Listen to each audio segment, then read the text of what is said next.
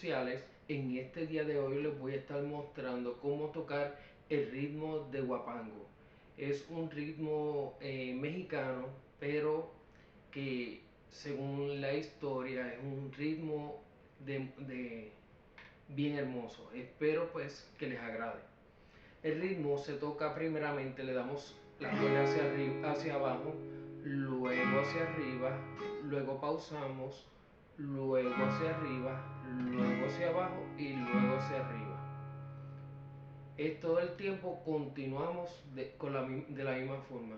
Hacia abajo, hacia arriba, paramos, luego hacia arriba, hacia abajo y nuevamente hacia arriba.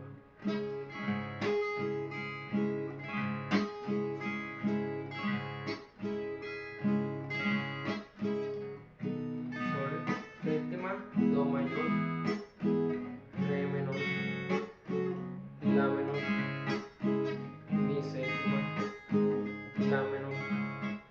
En los coros mayormente se toca sol,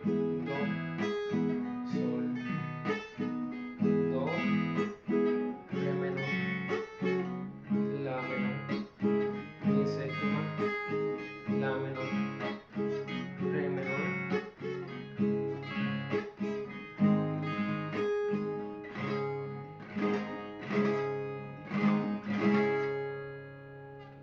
Muchas gracias, espero que les haya gustado este video. Por favor suscríbanse a mi canal, denle en share, compartan con sus amistades, así pues el algoritmo de YouTube o de las otras redes sociales me siguen promocionando. Muchas gracias, les amo mucho, Dios les bendiga, gracias por su apoyo en este canal.